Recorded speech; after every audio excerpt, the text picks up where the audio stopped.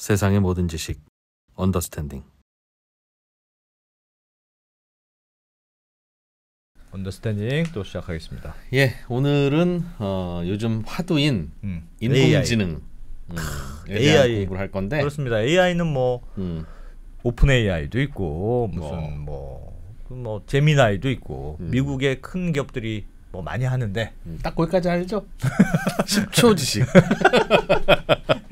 국내에서도 자체 AI를 개발하시는 네, AI로 직접 돈을 벌기도 하고 AI를 직접 만들기도 하고 예. 그런 스타트업을 찾았습니다. 이게 과연 스타트업이 할 수 있는 일인가? 그러니까 나 왜 이런 길을 가고 계시는지 모르겠는데 드는데 아무튼 이분께 그 인공지능을 직접 개발하고 이걸로 돈도 벌어보는 이런 상황에서 느끼는 뭐 고충과 노하우 그렇습니다. 배워보겠습니다. 네. 퀀텀 AI의 최성집 대표님 어서 오십시오. 네, 안녕하십니까. 네, 안녕하세요. 아, 굉장히 피곤해 보이십니다. 네, 매일매일 하루하루가 전쟁이라서. 예. 아유, 우리도 그래요, 우리도. 네. 어떤 걸 개발하고 계세요? 퀀텀 AI는 AI 회사인 거는 회사 이름만 네. 봐도 알겠어요. 비즈니스 네. 구조가 어떻게 되십니까? 저희는 그 다큐멘트 쪽은 다큐멘트 AI를 만들고 있고요. 예. 그다음에 이제 음성 쪽은 컨버세이셔널 AI를 만들고 있습니다. 네, 이렇게 설명은 잘 모르죠. 그죠? 네. 네, 쉽게 설명드리자면 예. 금융권의 고객들이 이제 서류를 제출하시는 것들이 많잖아요. 네, 손님이 창구에서. 예. 예. 그러면 이제 그것들을 전부 다 이제 은행 같은 경우에는 은행 창구 직원이, 예. 보험사 같은 경우에는 이제 손해사정법인 쪽에 이제 위탁을 해서 수기 타이핑을 해서 정보를 입력을 하십니다. 그렇지. 네. 페이퍼 가져온 걸 보고 네네. 하나 이름 뭐 주민등록부 증상 뭐 이런 거. 예. 근데 이제 거기 있는 서류 중에서 대부분 이제 스캔을 해서 오시니까 기존에 이제 OCR이라는 기술로 텍스트로 전환을 해놓으셨는데 예. OCR은 이렇게 스캐닝 딱 한 거를 보면 텍스트로 뭔지 그 읽어내는 거죠. 리멤버가 하듯이. 예, 근데 읽어만 내는데 거기서 정보를 추출하는 거는 어려워요. 예, 그래서 그거를 타이핑을 하고 계셨는데 저희는 거기서 정보 추출하는데 특화되어 있는. 정보 추출이 어렵다는 게 무슨 뜻이에요? 예를 들면서 재직증명서야. 예. 그러면 각 회사마다 재직증명서 방식이 다 다릅니다. 그렇죠. 예, 표로 되어 있는 경우도 있고 서술형으로 되어 있는 예. 경우도 있고 거기서 성명, 그다음에 입사일, 그다음에 이제 그 직급 이런 것들을 읽어내줘야 되는데 그걸 읽어내는 게 굉장히 좀 어렵죠. 아, 그러면 양식에는 컴퓨터 양식에 들어가야 되는데 그냥 알아서 AI가 뽑아다가 넣어준다. 형식이 다 달라도. 형식이 달라도 알아서 뽑아서 데이터화해 준다. 그래서 비정형 데이터를 정형화하는 요거에 특화된 기업. 엑셀표에 때려 넣는 거를 인공지능이 한다. 그렇죠. 그런 거죠. 이름 칸에다 이름을 찾아서 넣고. 네. 그러니까 성명이라고 썼든 이름이라고 썼든 아무 말도 없이 안승찬이라고 썼으면 이게 이름이라는 걸 알아먹어야 되는데. 네. 그걸 알아먹기가 어려우니 자연어 처리로 해서 그것들을 정형화, 실제 기존의 정형 데이터베이스에 넣을 수 있게끔 구조를 만들어 드립니다. 일일이 사람이 타이핑 안 해도 되게 그럼 쭉 그리고 물 흐르듯이 그냥 그 스캐닝만 하면 되게. 네. 그리고 근래에는 이제 생성형 AI를 통해서 예를 들어서 상품 설명서야. 예. 근데 상품 설명서에 있는 내용을 공부를 해서 누가 질문을 하면 예. 상품 설명을 이제 컨버세이셔널 AI로 하는. 네, 그래서 그걸 설명해주는. 네. 그래서 뭐 카드사에서 특정 카드의 연회비를 물어보면 그 연회비를 설명해주고 이 카드의 특장점을 좀 물어보면 어디서 쓰면 유리해요?라고 물어보면 이거는 어디서 쓰면 유리해요?라고 답변해드리는. 말로도 할 수 있고 텍스트로도 할 수 하는데. 있고. 네. 근데 공부는 약관을 집어넣어준다 이거죠. 그렇죠. 설명서와 약관을 집어넣어주면 인공지능이 공부를 지가 하고 고객이 묻는 대로 얘기해준다. 네. 금융사 내부에서는 이제 업무 방법서나 업무 매뉴얼들이 있잖아요. 예. 그러면 이제 그것들을 예전에는 이제 선배님들이 노하우를 가르쳐 주셨는데, 그렇지. 이제 업무 방법서나 업무 매뉴얼을 읽고 어떻게 업무 처리를 해야 되냐고 물어보면 그것들에 대해서 내부 답변을 해주는. 인공 선배. 네, 인공지능 선배인 거죠. 그런 AI로 그런 걸 해주는 서비스를 해주시는 거예요? 예, 그거가 근래 이제 많이 고객사들한테 문의가 와서 저희가 서비스를 하고 있습니다. 현재도 금융회사에 서비스 하고 있어요? 네. 뭐 대형 금융회사 무슨 은행 뭐 이런 데 은행 무슨 어디 보험사? 쭉 한번 뭐 고객사를 고객사 이름을 밝힐 수는 없습니다. NDA가 걸려 있어서. 그렇지. 내가 전화한 이 보험사가 알고 보니 인공지능이 답을 하고 있었던 거야? 이 친구들 이런 얘기 할까봐. 그래 큰데 무슨 K 뭐 이런데 뭐 K 뭐 S 뭐 이런 급 레벨. 잘 돌아가요? 그럼 잘 돌아가시니까 계속 쓰시죠. 그럼 돈 잘 버시겠네요. 잘 벌려고 이제 확산하려고 준비 중입니다. 공짜로 줬어요? 초기에는 공짜로 드렸죠. 잘 돌아가나 보라고. 야 그래서 돈을 많이 못 버셨구나. 진짜 은행은 남는 게 돈인데 돈을 안 주고 가져가냐. 공짜로 줬단 말이야? 이게 금융권이 레퍼런스를 굉장히 따지세요. 근데 이제 초기에 들어갈 때는 아무래도 이제 좀 무료로 해드려야 레퍼런스가 쌓이고 그걸 바탕으로 해서 이제 돈을 받을 수 있는 거죠. 그럼 알겠습니다. 그 궁금한 게 AI가 결국 그걸 해줘야 되는데 이 말씀하셨던 이런 거는 이게 재직 증명서니까 이렇게 하는 거 이거 학습을 시켜야 될 거 아니에요. 네네. 그 AI를 직접 만드세요? 아니면 요즘 오픈 AI 돈 주고 하면 이렇게 쓸 수 있다면서요? 돈 네네. 주고 내가 얼마 하면 얼마 사용당 비용으로 돈을 내면 걔를 가져올 수 있으니까 싸대요 이게. 그래서 걔로 교육시키는 방식도 있잖아요. 맞습니다. 그렇게 교육시키는 방법도 있는데 그 오픈 소스는 뭐 적은 게 8빌리언, 많으면 뭐 요즘에 200빌리언 이런 것들을 돌리기 위해서는 굉장히 큰 컴퓨팅 파워가 필요해요. 근데 저희는 단위가 뭐예요? 8빌리언이면 뭐가 8빌리언이에요? 8억 개 매개 변수가. 매개 변수. 파라미터. 파라미터 수가 8억 개. 인 그런 고성능 인공지능. 그런 고성능 인공지능은 그걸 학습하기 위해서는 고성능 엔비디아 칩이 탑재되어 있는 컴퓨팅 파워가 필요합니다. 근데 이제 저희는 뭐 많이 싸졌다고 하지만 어쨌든 유료 서비스고 국내 금융권에서 쓰기는 좀 어려운 구조입니다. 왜요? 왜요? API를 호출해서 쓰게 되면 기업 정보가 그쪽으로 넘어가게끔 되어 있어요. 근데 국내 금융업법상 국내 리전에 있는 클라우드 외의 사업자에게는 데이터를 넘길 수 있는 방법이 없습니다. 인공지능한테 뭐 물어보려면 다 입력을 시켜줘야 되는데 한번 갔다가 와야 되는데 그게 미국 넘어갔다 오는 거다. 그렇죠. 그러면 안 돼요. 그래서 이제 대부분 온프라미스형으로 구축을 하세요. 온프레미스. 그러니까 구독형이 아닌 구축형. 안에 그냥 인베디드 탑재돼 있어야 돼요. 맞습니다. 미국 안 가. 이거 미국 안 갑니다. 여기서 그냥 하는 거야. 근데 이제 그렇게 되면 기업의 데이터를 쓸 수는 있으나 구축해드리고 나오는 거잖아요. 그렇죠. 그러다 보니까 자체적으로 데이터가 계속 발생하지 않기 때문에 인공지능 기술 발전시키는 데는 좀 제약이 있습니다. 그래서 저희는 아예 오픈 소스를 쓰는 게 아니고요. 자체 개발한 랭귀지 모델이 있습니다. 퀀텀 랭귀지 모델이라고. AI 모델을 자체 개발해서? 언어 모델 자체를 자체 개발했습니다. 그래서 생성형 AI도 저희가 자체 개발한 생성형 AI를 쓰고 있습니다. 그래서 잠깐만요. 그게 이제 최성집 대표님이 개발했다고 해서 최 GPT라고. 그렇죠. 최 GPT 같은 겁니다. 그걸 만드셨다고 들었어요. 아니 그거는 엄청 돈이 많이 드는 거 아니에요? 그렇게 AI를 언어 모델을 만들려면 말귀도 알아먹어야 되고 내가 사람처럼 말해야 되는데 그거 되게 어려운 거 아닙니까? 되게 어렵죠. 그래서 초기에는 굉장히 난항도 많이 겪었습니다. 그동안 돈을 벌어서 이렇게 좀 쏟아 넣어야 되는데 그 단계는 이제 끝났죠. 최 GPT 같은 인공지능을 진짜 만들었다고. 어떻게 만드는 거예요? 그걸 설명해 주세요. 그거는 대표님 우리가 좀 배웠는데요. 그 쉽게 만드는 거 아닙니다. 그거는 그냥 어디서 자본의 논리로 그래, 그냥 비싼 엔비디아 칩이 많거나 뭐 데이터가 어마어마하게 많거나 그래야 그 곱하기 값으로 나오는 거다.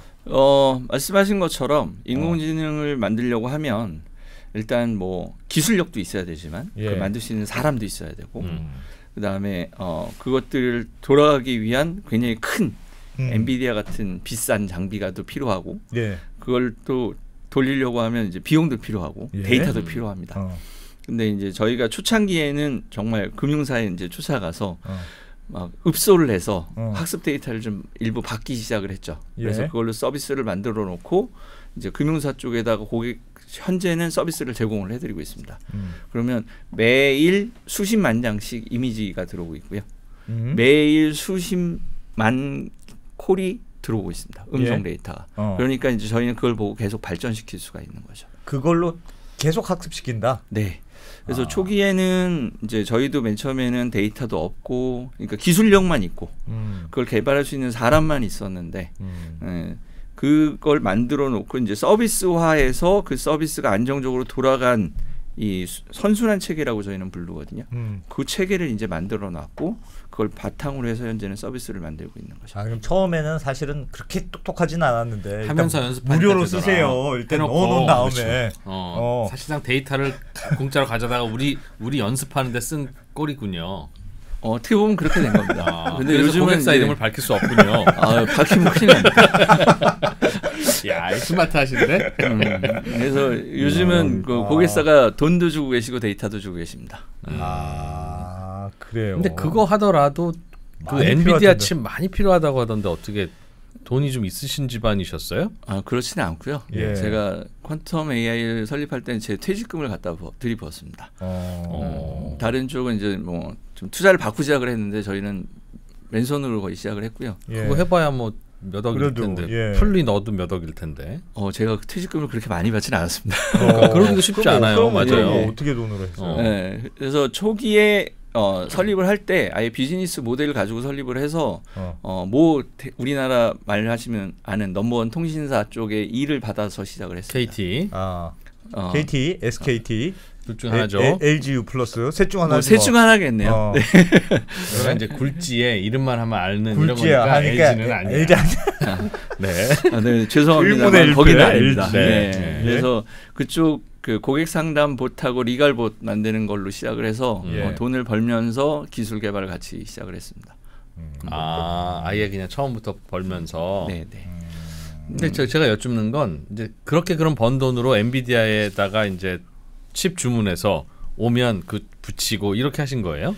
예, 맨 처음에는 이제 조그만 장비 사가지고 시작을 했고요. 근데 한 2년 정도 지나면서 이제 돈도 좀 벌고, 그다음에 이제 스타트업 지원 프로그램들이 있어요. 저희가 그 팁스라고 인공지능 협회에서 국가에서 R&D 자금 되어주는 프로그램이 있는데 그 팁스 선정돼서 R&D 자금 지원 받으면서 연구소 인력비는 좀 해소하고, 그다음에 이제 신용보증기금에서 그 지원해주는 스타트업 지원 프로그램이 있어요. 퍼스트 펭귄이라고.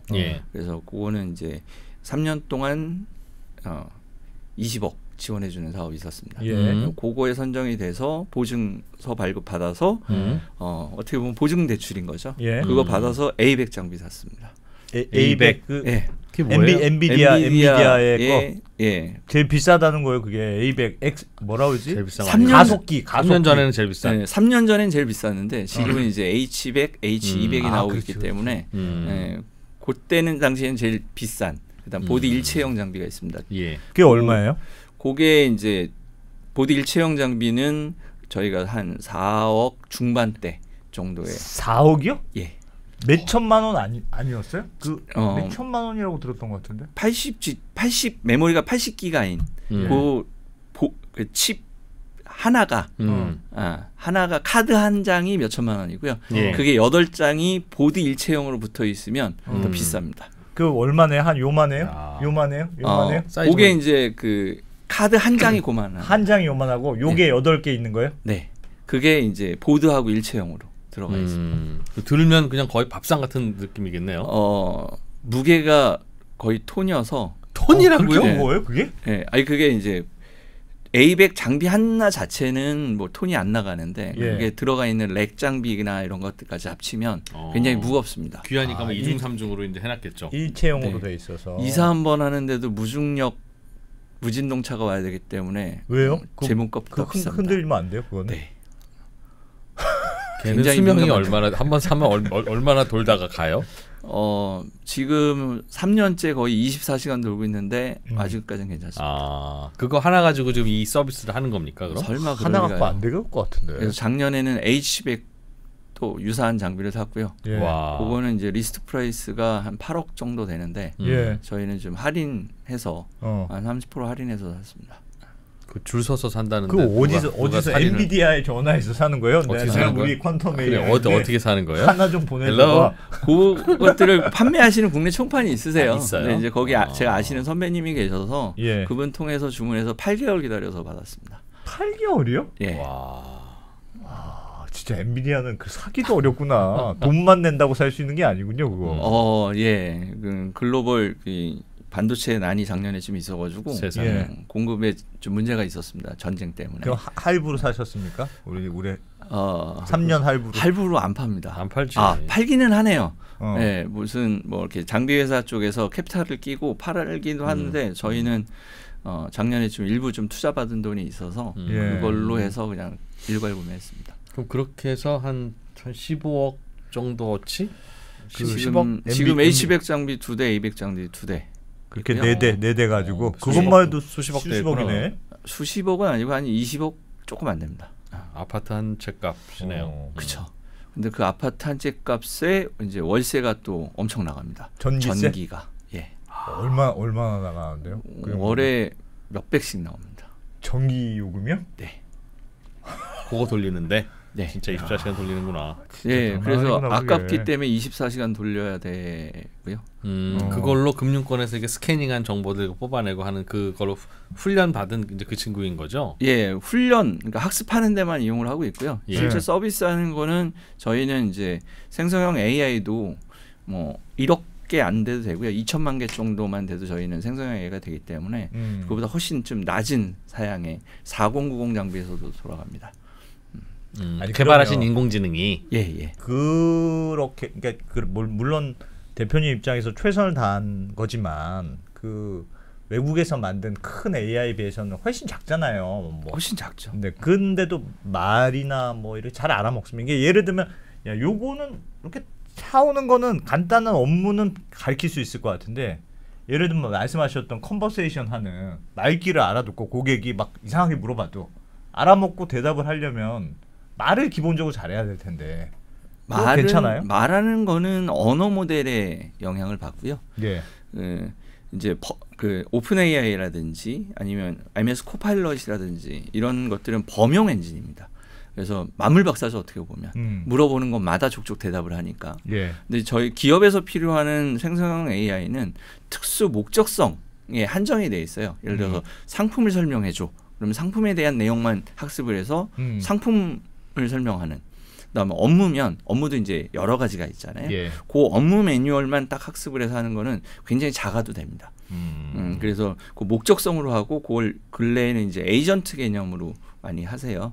그래서 저희는 그런 에이전트를 만드는 회사이기 때문에 작아도 됩니다. 은행에 전화하셔가지고 날씨 물어보지 않으시잖아요.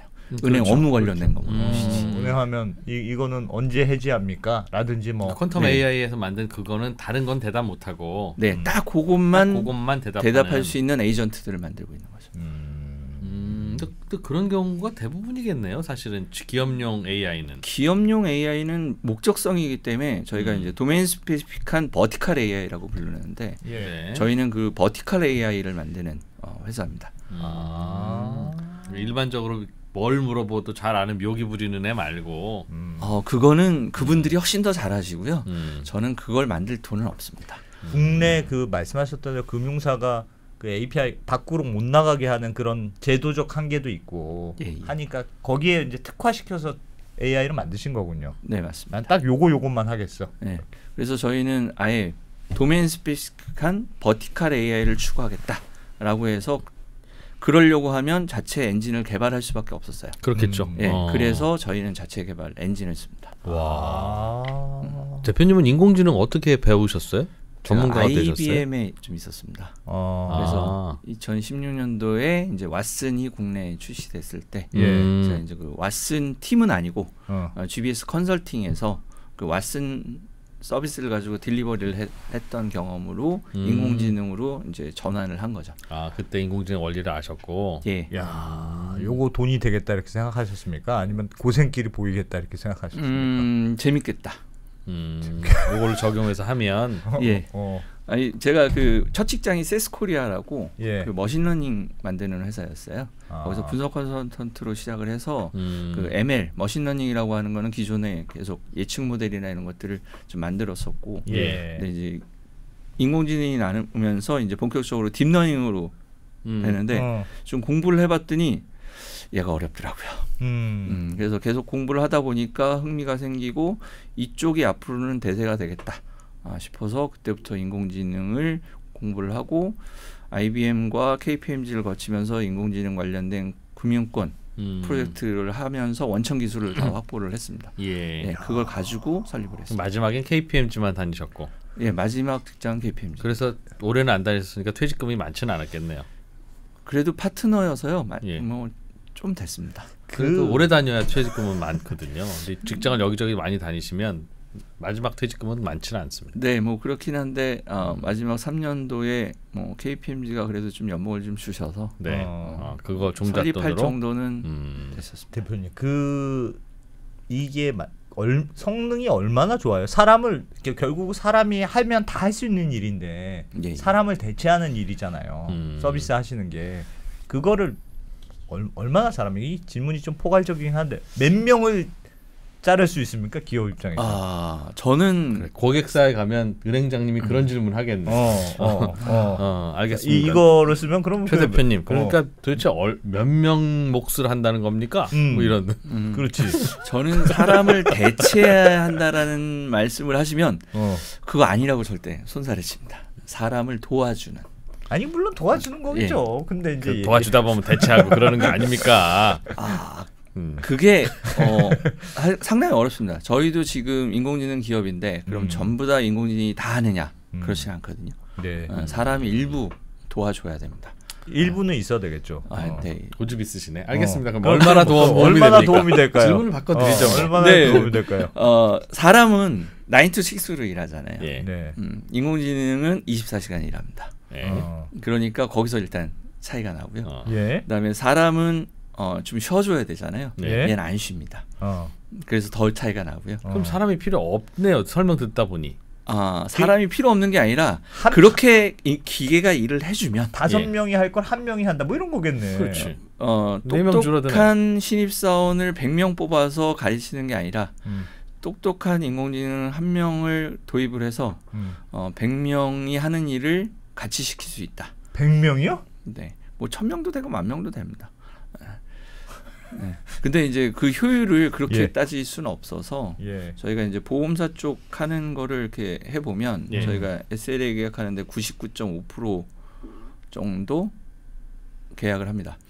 그러니까 품질이 99.5% 미만으로 떨어지면 이제 세 번 이상 떨어지게 돼 3개월 이상 떨어지면 계약 해지 요건이 있어요. 99.5라는 건 무슨 숫자예요? 정확도? 예, 정확도. 스캐닝하는 거 잘 해야 되고. 스캐닝한 걸 잘 읽어서 정보를 잘 추출해내는. 그래서 엑셀 이상 없이 적어야 되고. 네. 그런 계약들이 좀 맺어져 있고 기존에 이제 사람이 하시던 것보다는 훨씬 더 빠르고 정확한. 그러네요. 사람이 타이핑하면 한 1시간 걸리는 일을 이제 기계가 타이핑을 하면 1분이 안 걸리는. 네. 그리고 200개 넣으면 하나씩 틀리는 정도니까 네. 사람보다 더 정확할 수 휴먼 있겠네요. 에러율이 한 2-3%인 거에 비하면 1% 미만이기 때문에 정확도는 더 높고요. 속도도 좀 개선이 그럼 10명이 할 일을 1명이 할 수도 있겠네. 사람이 무슨 일을 해요? 마지막에 체크만 하면 되겠네. 마지막에. 예, 그래서 마지막에 체크만 해서 내보내고 있습니다. 아니, 일자리 대체하는 게 최 대표님 잘못은 아니니까 편히 말씀해 주셔도 왜 그런 몫을 흉기를 개발하셨습니까라는 얘기는 안 합니다. 많이 대체될 것 같은데요, 진짜. 단순 업무의 많이 대체되지는 않습니다. 그러니까 저희가 이제 음성 쪽 컨버세이셔널 AI 쪽을 하는데 AICC 서비스를 하고 있거든요. 근데 AICC가 뭡니까? AI 컨택 센터, 콜센터, 그래서 인공지능 콜센터죠. 근데 이제 기존의 음성 상담은 1:1 상담이잖아요. 근데 고객은 저희 인공지능 서비스 순위는 고객은 말로 하고 말로 듣고 상담사는 고객이 얘기한 거가 텍스트로 보이고 텍스트로 답변하면 고객이 이제 말로 전달이 되는. 그거 하는 거 준비해 오신 거 있으시죠? 혹시 동영상 같은 거 있으세요? 그거 한번 보여주세요. 어떻게 하는지. 안녕하세요. 퀀텀 AI 상담사 순이입니다. 무엇을 도와드릴까요? 네, 안녕하세요. 사용하고 있는 노트북이 고장난 것 같아요. 전원이 안 켜져요. 사용에 불편을 드려 죄송합니다. 사용하시는 제품의 모델명 확인이 가능하실까요? 큐패드 L10이에요. 사용하시는 제품이 확인되었습니다. 현재 제품을 가지고 계신가요? 네, 지금 갖고 있습니다. 제품의 충전기를 연결하시고 전원 버튼을 15초 이상 길게 눌러주세요. 그리고 제품의 반응이 확인되시면 말씀해 주세요. 일단 저희는 ARS를 거치지 않기 때문에 예. 전화를 하시면 안녕하세요 퀀텀 AI 상담사 순희입니다. 무엇을 도와드릴까라고 그냥 답변이 나가고요. 예. 거기서 제가 여기 같은 경우에는 저희가 서비스하고 있는 곳 중에 하나인데 AS 접수하는 부분에서 노트북이 고장났다라고 해서 사용에 불편에 대해 죄송하다. 제품 모델명 확인하고 제품을 가지고 있으면 그거에 대한 해결 방법을 제시를 해드리고 바로 그래도 해결이 안 되면 이제 AS 접수를 해드리는. 예. 대체로는 그렇게 하죠. 네, 대체로 그렇게 합니다. 거의 사실상 매뉴얼화 돼 있는 식의 대응이니까 이거 꼭 사람이 일일이 해야 되느냐? 그렇지 않죠. 네. 그리고 이제 만약에 AS를 접수하지 않고 고객이 택배를 먼저 발송하신 경우도 있으세요. 네. 택배 도착했는지도 물어보시고요. 그렇지. 택배 도착했나요? 이거 물어보면 네, 했습니다. 아니요, 안 했습니다. 그러면 이제 고객 확인부터 하죠. 고객명을 확인해야 택배가 도착했는지를 알 수 있으니까. 그래서 고객명 확인하고 ERP 시스템에 들어가서 인공지능이 스스로 예. 그거는 이제 ERP 시스템하고 이제 연계만 해야 되는 거니까. 네. 그래서 접수된 게 있으면 잘 접수됐다. 그러면서 AS 접수를 다시 도와드리죠. 그럼 어떤 고장에 의해서 접수했는지. 예를 들면 고객이 누굴까요? 뭐 이런 걸 물어보면 AI가 당황합니까? 아니면 AI가 당황하지는 않고요. 예. 고객님 질문을 못 알아들었으니 다시 한번 질문해 주시죠라고 묻고 그렇게 그냥. 그래도 또 장난치면 내가 누구게라고 하면 그건 알아들을 수 없으니 상담사를 연결해드리겠습니다라고 해서 상담사를 연결시킵니다. 진짜 사람 상담사. 네. 웬만한 건 이렇게 아이가 처리를 해주고. 네, 순위가 대부분은 처리하고요. 예. 거기서 제가 순위가 해결 못하겠다 싶으면 상담사로 연결을 합니다. 제 이름이 순이에요? 예. 왜 순이에요? 순아입니다. 영어로. 순아이. 예, 곧 정보를 전달드릴게요. 그래서 순 인포메이션의 약자 순이. 좀 친근하게 지어야 되지 않을까 싶어서. 우리 순이. 네. 우리 순이 참 장난 좋아하시네. 우리 순이구나. 네. 세상에. 야, 인력을 개발하는데 개발자 인력 모으시는데 어려움은 없었어요? 직원 몇 분이에요? 저희 현재 22명 있습니다.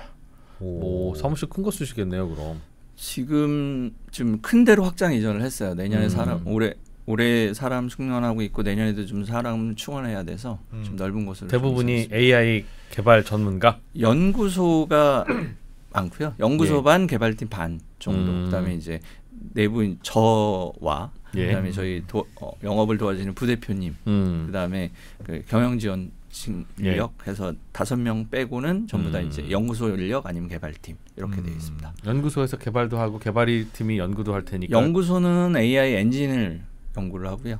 개발하고 그다음 개발팀은 이제 서비스를 하기 위해서 화면 만들고 백엔드 개발하고 이런 쪽으로 하는데 개발팀을 굉장히 많이 충원했다가 지금은 핵심 멤버들로만 운영을 하고 개발이 필요한 것들은 지금 외국에 리소스를 사용합니다. 외국인을요?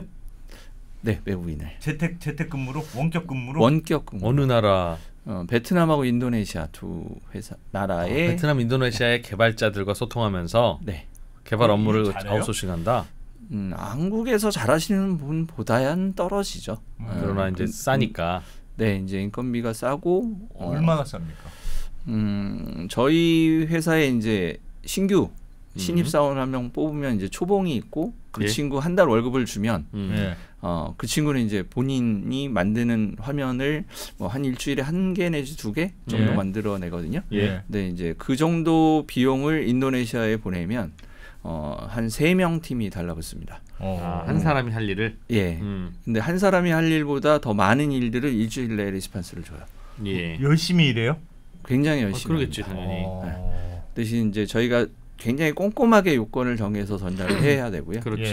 그러면 이제 해오면 저희가 핵심 모듈은 저희 쪽에서 붙입니다.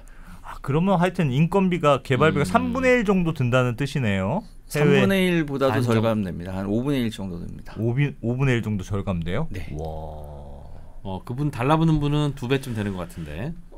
그분들은 저희는 초급 인건비이지만 그분들은 이제 중급 이상 되는 분들이 한 팀이 들어오는 거죠. 거기서도 그 정도 월급이면 좀 괜찮은 인력이 붙는 거예요, 인도네시아에. 네, 맞습니다. 아, 그러니까 우리 신입사원 한 명수를 월급이면 그쪽 중견 개발자 셋을 쓴다. 그러니까 실제 업무로 보면 한 5분의 1 정도 된다. 와. 그렇죠. 왜냐하면 관리비나 이런 것들 들어가는 비용이 전혀 그쪽은 안 들어가니까. 네. 이야. 어떻게 그런 생각하셨어요? 그거 구하기가 어렵지 않아요? 인도네시아에 한국 개발자도 구하기 어렵습니다. 인도네시아 개발자는 한 200만 원 받는다는 얘기네, 그 대충 그죠? 200에서 250이 정도. 아, 그 정도도 안 받으십니다. 아, 그래요? 네. 우리나라 최저임금도 안 되네. 네. 이야. 근데 한국 개발자가 이제 뭐 이렇게 유명한 N사, K사 이런 데 많이 가시려고 잘하시는 분들은 네, 근데 저희 같은 조그만 스타트업에는 잘 안 오시려고 하세요. 잘하시는 분들은. 그러다 보니까 인력 구하기가 굉장히 어렵습니다. 그리고 이제 신입사원 채용해서 한 6개월, 1년 가르쳐 놓고 한 2년 차쯤 되면 또 딴 데 가요? 더 준다는 대로 이제. 뭐 대표님도 KPMG 뭐 이런 유명한 데만 다니셨잖아요. IBM 뭐 이런 뭐 저 벤처는 거들떠보지도 않았지 않습니까? 벌 받으시는 거죠 뭐. 그렇네요. 뭐라고 할 거 아니에요. 뭐라고는 그런 안 인생 살아왔잖아요. 저는 기꺼이 보내줍니다. 더 좋은 데 간다니까. 네. 그래서 제가 추천서도 써주기도 합니다. 잘하는 친구들. 그 인도네시아에 그러면 구인 공고를 하면 금방 와요? 아니요, 저희는 구인 공고에서 하지는 않고요. 거기 이제 팀들 위주로 해서 한 3개 팀 정도를 운영을 하고 있는데 팀 인터뷰를 봅니다. 그렇게 모여 있는 애들이 있어요. 네. 몰려다니면서 우리 이런 일 잘하니까 뭐 일 따고 그런 있나 봐요, 그게. 용병 팀이네요, 그러니까. 네, 맞습니다. 왜 이제 한 팀으로 이루어지는 경우도 있고 그 팀이 몇 개 모여서 있는 경우도 있고요.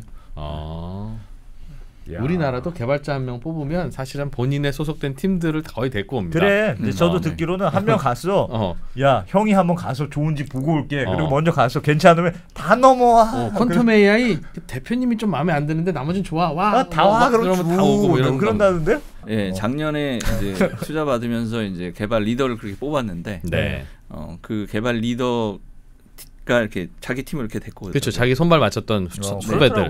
네. 같이 다니더라고 항상. 그러다가 한 몇 개월 있다가 이제 다시 또 우르르 한꺼번에 빠져. 맞아요. 그러니까 들어올 때는 차근차근 들어왔다가 나갈 때 한꺼번에 나가. 네. 근데 대표님 그 외국도 여러 나라가 있는데 왜 하필 인도네시아하고 베트남입니까?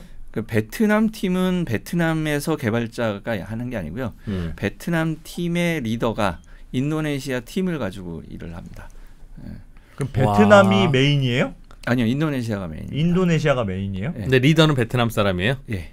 그럼 왜 그런 일이? 인도네시아가 인건비가 더 싸구나 베트남보다. 네. 인도네시아 더 싸서? 신기하다. 네, 그리고 베트남하고 인도네시아가 요즘 그 IT 쪽에서 굉장히 떠오르는 쪽이고요. 베트남은 한국 기업들이 많이 진출해 있어서 거기도 또 인건비가 많이 비싸지고 있습니다. 그래서 저희는 인도네시아가 그 티어가 좀 낮아서 인도네시아로 올 초에 가서 한 5개 팀 정도 인터뷰를 하고 그 중에서 이제 테스트를 좀 해봤는데 가서 면접도 보시고 테스트도 해보고 그래서 한 3팀 정도는 같이 일하면 좋겠다 싶어서 그 팀하고 같이 일하고 있습니다. 이야, 진짜 글로벌 소싱이네. 요즘 미국 기업들이 미국 본사에 있는 백인들을 안 쓰고 인도에 있는 사람들을 원격으로 근무를 시키고 한다던데. 네, 그래서 핵심 엔진은 저희 연구소에서 개발을 하는데 화면 개발하는 부분이나 이제 서비스 개발하는 부분은 사실은 어떻게 보면 핵심 경쟁력이 아니잖아요, 저희한테. 그러다 보니까 그렇게 그 핵심적인 아닌 부분, 단순 개발 부분은 외국에서 개발을 해오고 저 엔진하고 붙이는 핵심 작업은 저희 개발팀이 진행을 하는 형태로. 잘하시네. 대단하시다. 어떻게 그런 아이디어를? 한 3, 4년 직접 월급을 주시면 별 생각을 다 하게 됩니다. 남의 같지 않아. 야, 인도네시아, 우리도 편집을 인도네시아에 보내. 그러니까 예전에 IBM, KPMG 다닐 때는 나도 이런 사람 아니었다. 그럼요.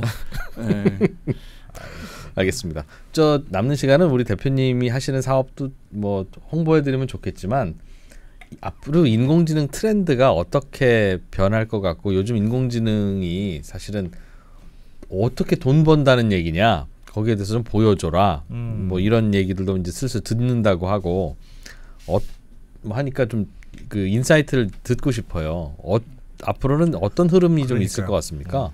기존의 인공지능 시장은 사실은 도입기여서 각종 유스케이스나 레퍼런스를 만드는 단계였다라고 하면 이제는 이제 넥스트 스텝으로 좀 접어든 것 같습니다. 예. 특히 오픈 AI가 생성형 AI 챗GPT를 발표하면서 많은 기업들이 인공지능에 더 많은 관심을 갖게 됐고 일반인들조차도 이제 인공지능을 쉽게 접할 수 있는 단계가 왔거든요.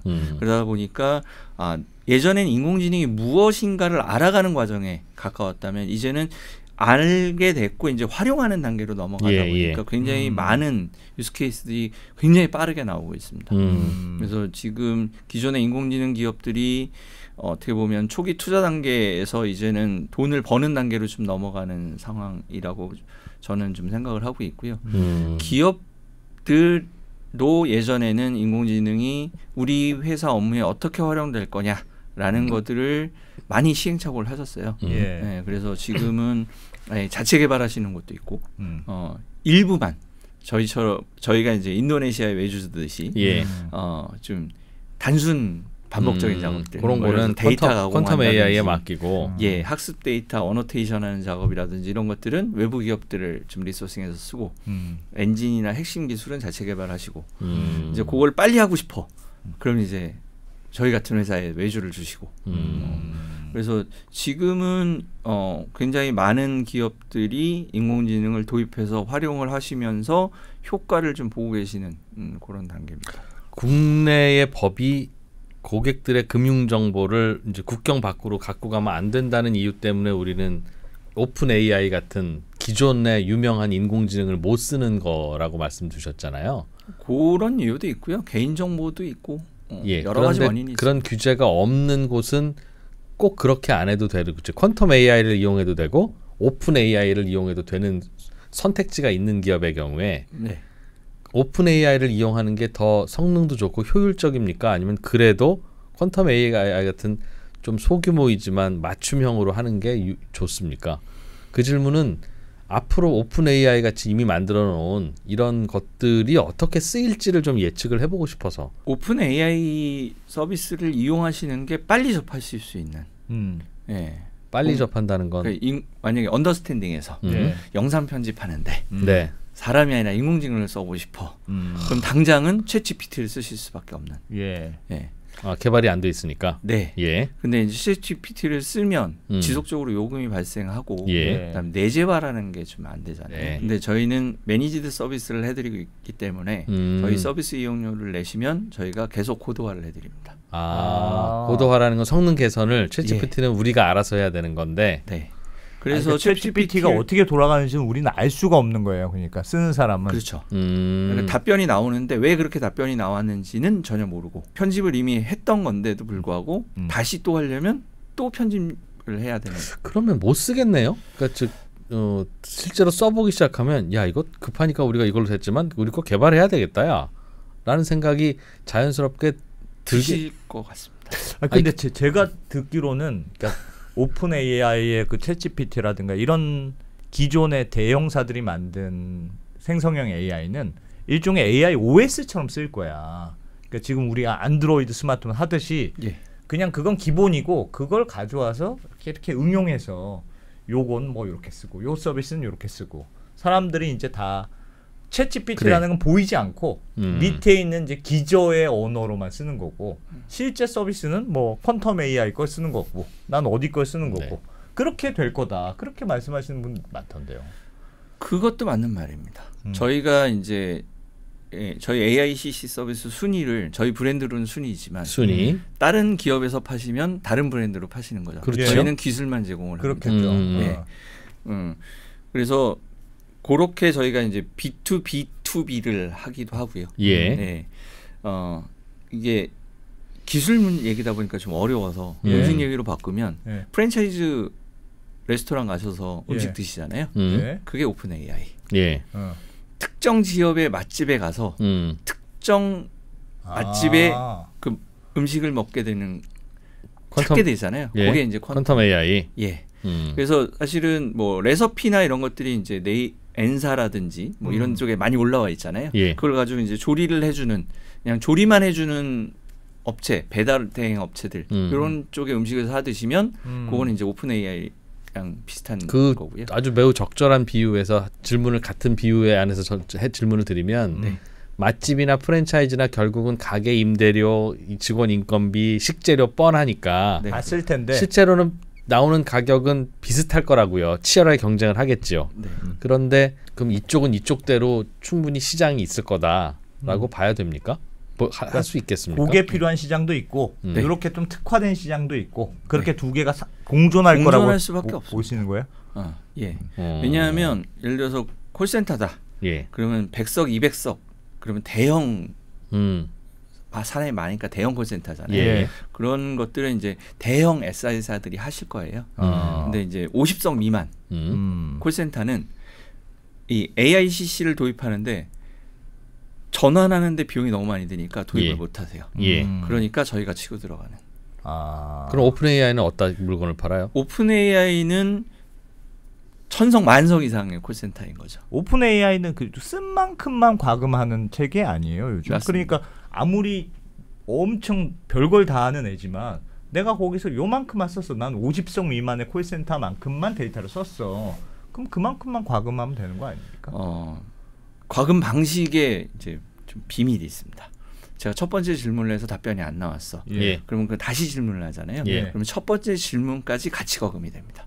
왜냐하면 두 번째 질문이 들어갈 때 첫 번째 질문과 두 번째 질문이 같이 들어가 줘야 되기 때문에. 예. 그러면 사용할수록 사용량이 늘어나는 예, 그렇겠네요. 되죠. 예. 많이 쓸수록. 근데 콜센터가 한 번 질문해서 끝나는 가중치가 게 아니라 붙겠네요. 그러니까 여러 번 질문을 하니까. 네. 그러니까 과금은 체계는 올라갈 수밖에 없죠. 그러면 이제 배보다 배꼽이 할증료가 있는 거네. 할증료. 그럼 고객이 오래 이야기하면 가파르게 올라가겠네요. 맞습니다. 그러니까 그래서 요금 폭탄을 맞으시는. 그러니까 못 쓸 것 같아. 그러니까 오픈 AI는. 네, 근데 이제 저희 순위 서비스는 그냥 콜당 과금이니까 한 콜을 1분을 하든 10분을 하든 콜당 얼마 이렇게 돼 콜당 있으니까. 얼마로 되어 있습니다. 근데 그렇게 과금을 해야 되는 이유는 이쪽도 원가 많이 들어가서 그런 거죠. 오픈 AI도. 오픈 AI도 원가가 많이 들어가고 저희도 원가가 많이 들어가는데 오픈 AI는 그 사용해야 되는 매개 변수가 크다 보니까 굉장히 큰 컴퓨팅 파워를 이용을 하는 거고요. 저희는 진짜 말 그대로 SLLM 인데 저희는 뭐 어떨 때는 MLLM이라고 부릅니다. 마이크로 LLM. 그래서 작으니까 컴퓨팅 파워가 작게 들어가는 거죠. 작다는 건 고객 숫자가 적거나 빈도가 적어서가 아니라 매개 변수 자체가 작은 즉 그러니까 질문이 항상 단순하고 해야 할 일이 단순하기 때문에 작다는 거잖아요. 네, 그러면 고객사인 어떤 금융회사한테 오픈 AI에서 가서 영업을 한다고 쳐요. 저희 오픈 AI를 이용해서 똑같은 서비스를 할 수도 있습니다. 저희 그거 맞춤형으로 중간에 개발해주는 업체도 저희 하청업체 중에 있어요. 바꿔보시죠라고 하면 고객사 입장에서는 바꿔볼 수도 있을 텐데 그럴 경우에 가격 경쟁력이 이 오픈 AI 쪽에 더 있지는 않습니까? 절대 있을 수가 없습니다. 왜요? 그 설명을 좀 해주세요. 왜 없어요? 근육이 커서 그래요. 그러니까 지금 설명 이게 상상인데 예를 들면 아무리 단순한 업무를 시켜도 오픈 AI는 그 커다란 컴퓨팅 파워를 한번 싹 돌고 와야 됩니다. 그런 건지. 그래서 이거 진짜 단순한 건데 이거 한 바퀴 돈하고 전기를 엄청 써. 이거. 그러니까 설거지 시키는데 빌 게이츠 부른 거지. 그런 느낌이에요. 항상 얘는 그런 거라면 단가 안 맞을 것 같아. 게이츠야. 근데 단가 안 맞을 것 같은데 일이 어려운 것도 있고 설거지도 있어. 그런 거예요? 원가 구조를 좀 살펴보면 컴퓨팅 파워를 쓰는 것도 좀 있고요. 그다음에 이제 그걸 개발하는 사람들의 인건비도 좀 있고요. 그다음에 그 메커니즘을 운영하는 비용도 좀 들어요. 이제 그게 이제 등치가 큰 기업들은 아무래도 뭔가를 움직이려면 대규모의 의사결정이나 대규모의 자원들이 움직이는 데 반해서 저희는 스타트업 퀀텀은 굉장히 작은 조직이잖아요.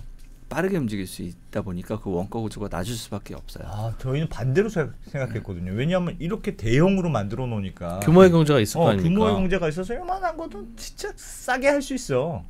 그런 계산은 아무것도 아니야. 제조업에서는 그게 가능한데 인공지능에서는 그게 안 통합니다.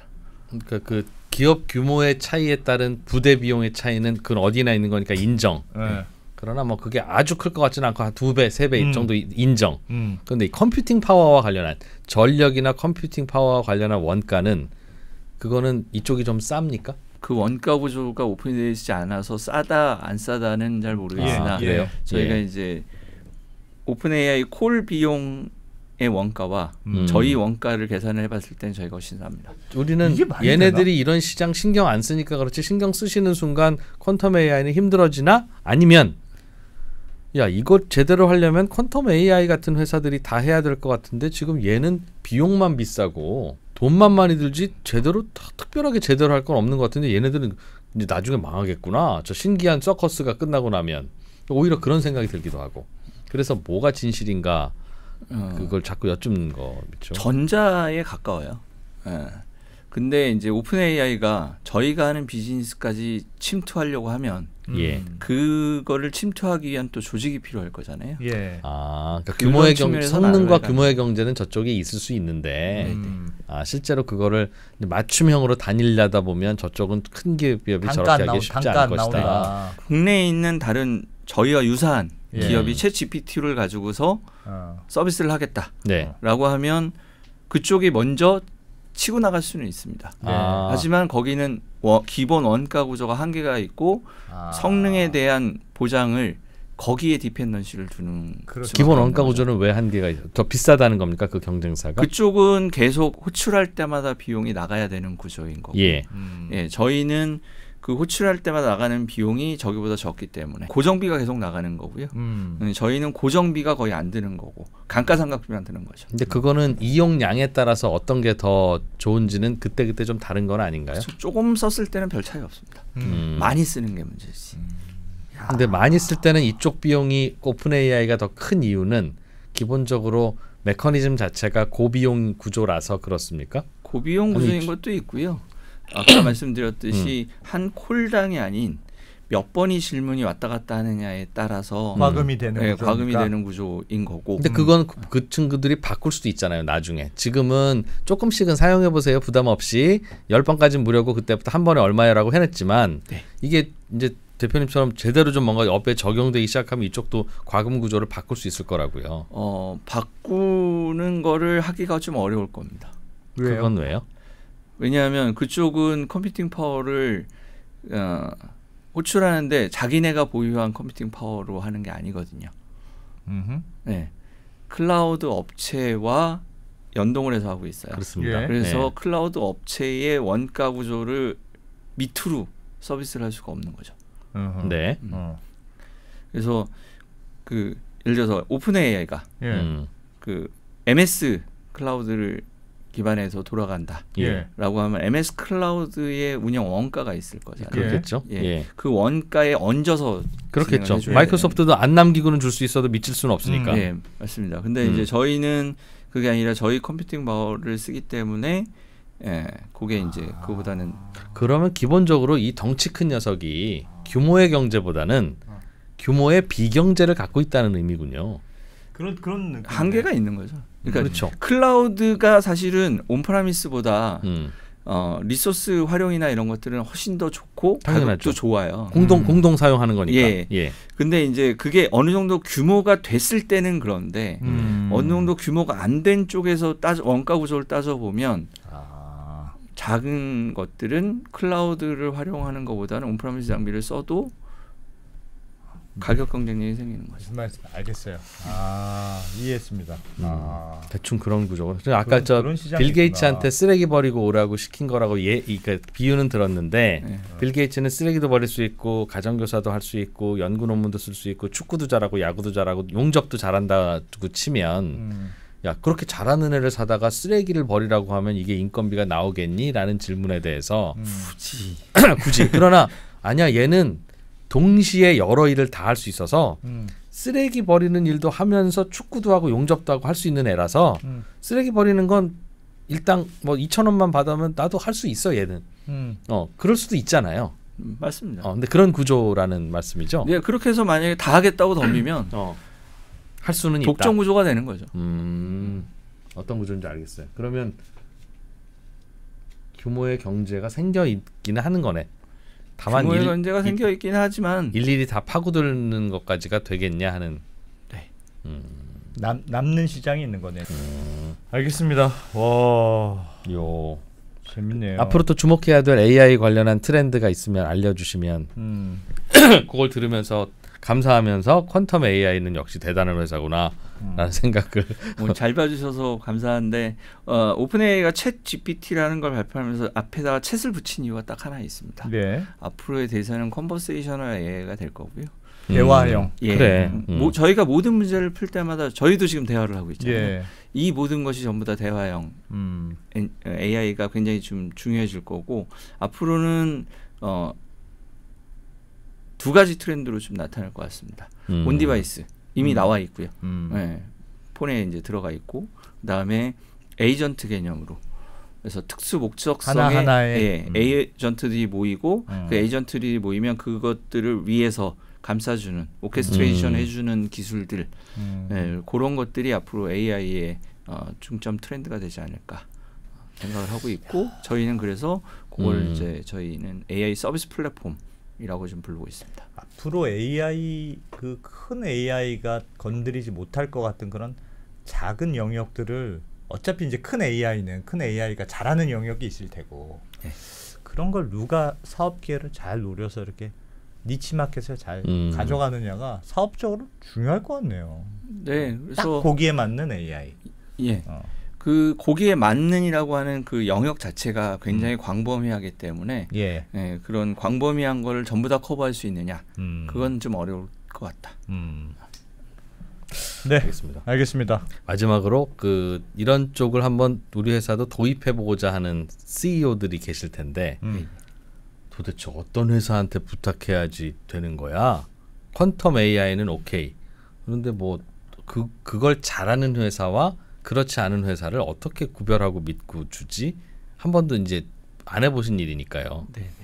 실제로 그런 일을 하시니까 이런 류의 업을 하는 기업을 잘 고르는 방법은 뭘 보면 됩니다? 그렇지. 이런 질문을 하시거나 이걸 알아보시면 뭐 대충은 큰 그 뒤통수는 안 맞습니다라든가 여기 요령입니다. 할 만한 게 있습니까? 좋은 질문입니다. 어려운데요? 근데 왜냐하면 굉장히 많은 기업들이 이제 고민을 시작할 거예요. AI를 다 고민하고 있어요. 근데 뭘 어디다 얘기해야 될지 어떻게 시작해야 될지 몰라서 그런 거죠. 일단 근래에 있는 모든 인공지능 한다는 곳들이 다 생성형 AI를 하세요. 예. 네. 근데 그 생성형 AI를 저희보다 잘하시는 곳도 많으세요. 네. 그리고 이제 그런 거 기업들의 옥석을 가리는 방법. 예. 야 이거는 있으면 좀 알려주시면 제가 그냥 퀀텀 AI를 써라. 퀀텀 AI를 아니 그건 써라. 아니고요. 제가 봤을 때는 그쪽 회사에서 그걸 전담하는 인력이 몇 명이나 되느냐. 따라 예 따라서 성의가 얼마나 있느냐. 네, 그다음에 이제 어느 영역을 하는 업체냐. 그러니까 모든 걸 다 한다. 네. 거짓말이고요. 모든 걸 다 할 수는 없습니다. 모든 걸 잘할 수도 없고요. 그래서 저희는 비전 영역은 전혀 안 하고 NLP 특히 이제 그 NLP 중에서도 문서, 음성 이런 거에만 특화되어 있는 기업들이에요. 그래서 그런 특화된 서비스에 특화된 기술을 개발하는 인력이 몇 명이나 되느냐 이렇게 보시면 좀 더 변별력 있게 좀 할 수 있지 않으실까? 그래서 특정 기업에선 저희는요 문서도 하고요, 음성도 하고요, 그다음에 비전도 하고요, 다 해요. 이러면 그거는 조금 오히려 네. 왜냐하면 한계가 있거든요. 딱 맞는 기능에 맞춰서 시사도 하고 과학도 하고 예술도 하고 가끔 인공지능도 하고 그런 언더스탠딩 같은 기업은 적합하지 않다. 그런 얘기를 이야기했습니다. 아니죠. 하나만 팔지 우리는 그냥 닥치는 대로 그냥 다 재밌다 싶으면 뭐 노벨상도 소개했다가 우리는 목표가 챗 GPT야. 언더스탠딩도 했다가 그런 기업은 못 쓴다. 언더스탠딩은 제가 봤을 때는 그런 것들을 발굴해서 많이 알려주시는 거에 특화되어 있으신 거잖아요. 네. 전문 지식을 가지고 계신 거죠. 감사합니다. 임기응변도 뛰어나시고 퀀텀 AI에 투자할 방법이 없을까 우리? 있습니다. 지금 있습니까? 시리즈 A를 돌고 있습니다. 그래요? 네. 예, 첫 번째 투자 라운드를 시드는 하셨고 시드는 하셨고 사업은 이제 키우시려고 하시나 보다. 네. 하여튼 관심 있는 기업에 네, 성원을 바라고요. 네, 자 퀀텀 AI 최성집 대표님, 야 오늘 AI에 대해서 제대로 뒤에서 일어나는 일들에 대해서 제대로 배운 것 같네요. 재밌었습니다. 잘 들었습니다. 고맙습니다. 감사합니다.